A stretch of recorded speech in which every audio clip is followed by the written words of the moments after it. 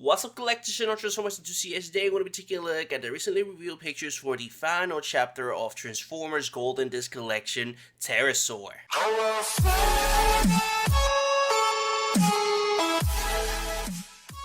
Jumping straight into the EDVDs of the video, this is the box itself of Golden Disc Collection Terrorsaur, and well, same old, with the green background, the golden disc on the metal, Kingdom, and Transformers on the side, same old, but this is the final one, and this completes the entire collection. Every single one of them looks incredible together, and we kind of saw this coming, the dimensions of the box kind of cheat us to know pretty much which figure was going to be released. We already know that it was going to be a deluxe class, due to the dimensions of the past one, and we already know that it was going to be with extra accessory due to the way that, well, the deluxe is a little bit small and the box itself needs to be a little bit more, bigger to kind of, connect with the other three boxes.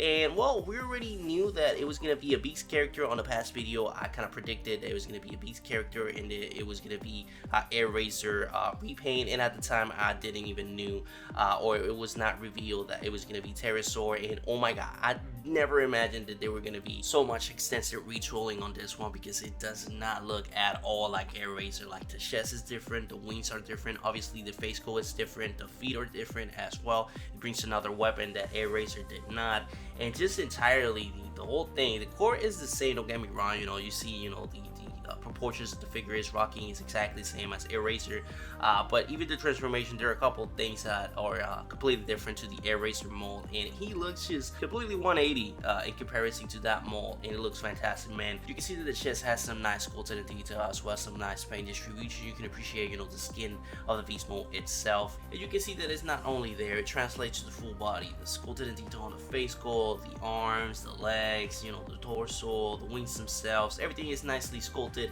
But the only thing that I don't like is the wings. They're a little bit too big to his actual representation. If it wasn't for that, this guy would have been just 10 out of 10, but it's not accurate at all. The face skull is just a copy and paste. The chest is copy and paste as well. Everything is just a copy and paste, but the wings themselves were supposed to be a little bit more smaller, and as you can see, the way that this picture is portraying them, they look really big, and they're supposed to be really small and looking up and looking down. So I don't know about that. That's not accurate at all, but that's a minor critique. The entire figure looks amazing, and it's still a must-have for sure. And now moving on to a quick comparison so you actually see what I'm talking about. This guy is a complete copy and paste, man. From top to bottom, this guy is super accurate. The chest, you can see that it's copy and paste. The legs, the arms themselves, the face skull, man.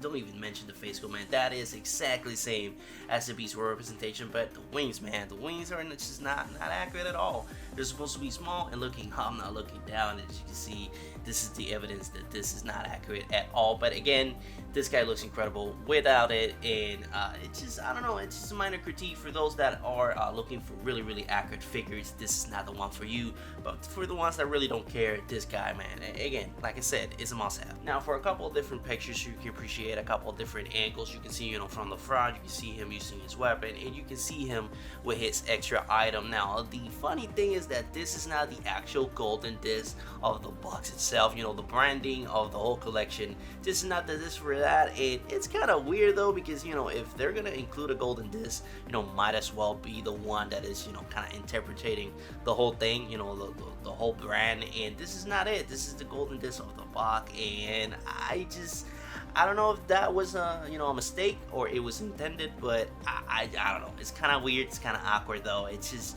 I don't know, out of place in my opinion. Maybe the story doesn't end here, and this is a mini hint for what is to come, but I don't know. Other than that, I really don't find any explanation why they decided to include that and not the one of the brand itself, the one that is just on the boxes, the golden disc itself. I don't know, it just doesn't make sense to me. But moving on into the beast mode, you can see that Beast War's accuracy translates really well into the beast mode itself, man, and everything looks incredible. You can see the teeth, you can see, the paint distribution on the face itself, you can see the eyes, really menacing indeed.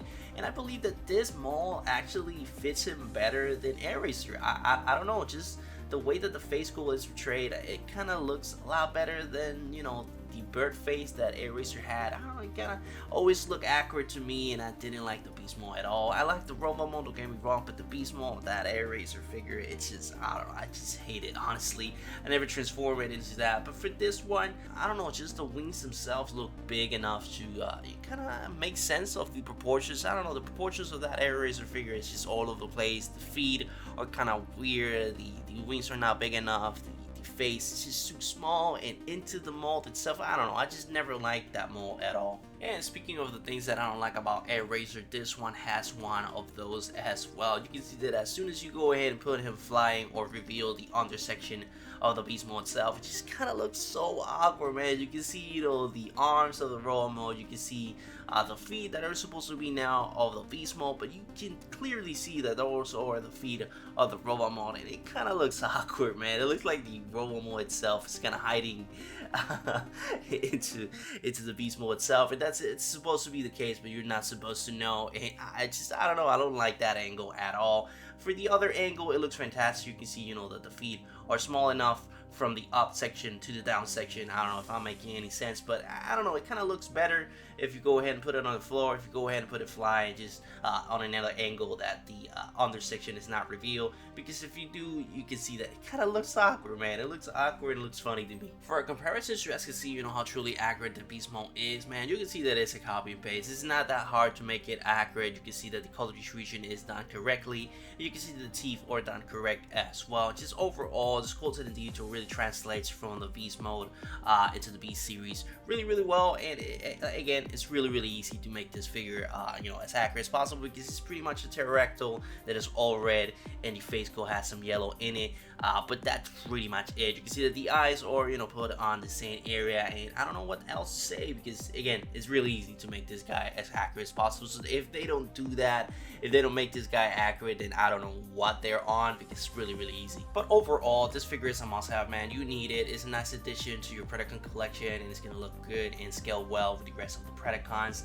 And again, you kind of need them, because the Predacons right now are weak. You got a lot of Maximals, and the Predacons is only Waspinator, Scorponok, and Megatron. I don't count Black Aranya, and I don't count Dinobot. And if you count the I completely forgot his name, the mini Black Panther guy, then fine, but I don't count him at all. So you kind of need him to complete the collection, and when Terrorsaur comes out, then fine. But I don't know, this Predacons are really weak. They only have 3 members for now, in my opinion. But that's pretty much it for this guy, man. I'm gonna go ahead and end the video here.